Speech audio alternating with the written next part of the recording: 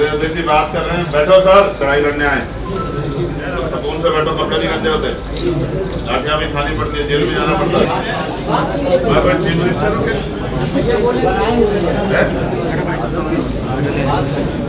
ज्यादा है हम लोग चोट की जगह से लगी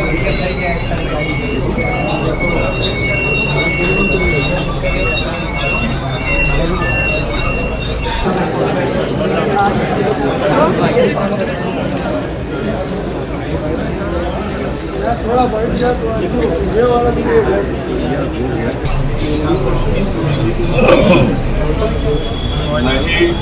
देखिए, जाने वाले थे कौशाम्बी, और कौशाम्बी क्यों जाने वाले थे ये भी किससे छिपा हुआ नहीं।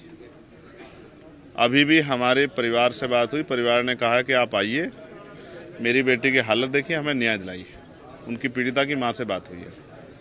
हम प्रयागराज उतरे, पुलिस के वरिष्ठ अधिकारियों ने हमें कहा कि आप हमारे साथ सर्किट हाउस चलिए, उधर की सिचुएशन अच्छी नहीं है, आप एक जिम्मेदार पद पर हैं, आपको लॉ एंड ऑर्डर का भी ध्यान रखना है और आपको अपनी बात भी कहनी है। हमने उन पर भरोसा किया और हम सर्किट हाउस चले आए। यहाँ उनसे हमारा ये बात हुई कि आप पीड़ित परिवार को चाहे तो हमें जाने की इजाज़त दे दो, कम गाड़ियों से दे दो, हम सिंगल आदमी चले जाएं, या फिर आप परिवार को यहाँ बुला के हमसे मिलवा दो, हम उनका दुख तकलीफ जान। इतना तो अधिकार होना चाहिए लोकतांत्रिक व्यवस्था में। अब यहाँ आने के बाद 2:30 बजे का समय हमने इनको दिया है, हमें आए हुए लगभग 2 घंटे हो जाएंगे, 2:30 बजे। अब हम अधिकारियों से बात करेंगे कि वो परिवार को जो उन्होंने वादा किया कि परिवार को लाके मिला रहे हैं, उसमें वो कितने सफल हुए।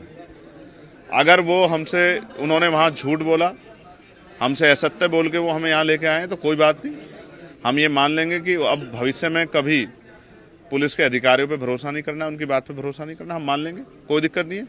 लेकिन जो हमारा संकल्प है कि हम उस परिवार से मिलेंगे, उन दोनों परिवारों की तकलीफ को जानेंगे, उनकी न्याय की लड़ाई कहाँ तक पहुँची इस बात को समझेंगे और उन जो भरसक मदद हो सकती है उसको करेंगे। आज एक भाई अपनी बहन से मिलने आया है, उनको न्याय दिलाना है। मैं जब तक न्याय नहीं मिलेगा, जब तक उनकी बात को मैं सुनूंगा नहीं, जहाँ तक मुझे उनकी बात पहुँचानी वहाँ पहुँचेंगे नहीं, तब तक मैं चैन से नहीं बैठूंगा। इनके पास पुलिस एडमिनिस्ट्रेशन है, लाठी डंडे हैं, गोलियां, रोक लेंगे क्या? मुझे पार्लियामेंट में भी इस आवाज को उठाने से रोक देंगे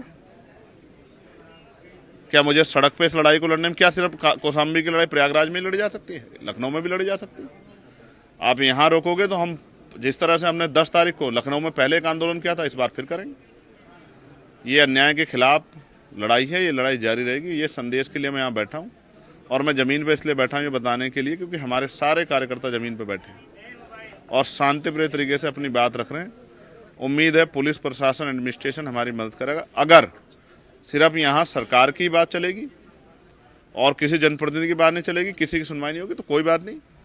ये नंगा नाच भी प्रदेश के लोगों को, देश के लोगों को देखना चाहिए, किस तरह से संवैधानिक अधिकारों का गला घोटा जा रहा है, ये भी सबको देखना चाहिए, ये भी सबके सामने है। क्या इस प्रदेश में एक भाई अपने परिवार से नहीं मिल सकता? आप मुझे बता दो, ये कौन सी कानून व्यवस्था है, ये कौन सी संवैधानिक व्यवस्था है? आप कहोगे सब आप अकेले चलो तो मैं अकेले चलूंगा, मैं आपको वचन देता हूं। लेकिन आप ये कहो कि आप ना जाओ तो ये तो संभव नहीं। आज अन्याय के खिलाफ लड़ रहे हैं, आज और कोई बात नहीं इसके अलावा। आज उस बेटी को और उस परिवार को न्याय दिलाने के लिए आए हैं।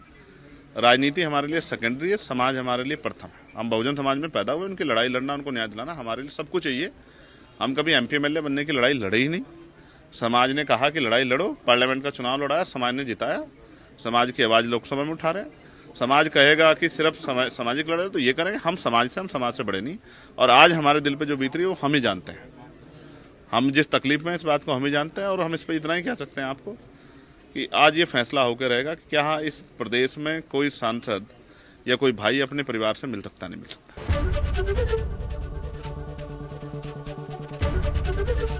ABP गंगा, खबर आपकी, जुबान आपकी।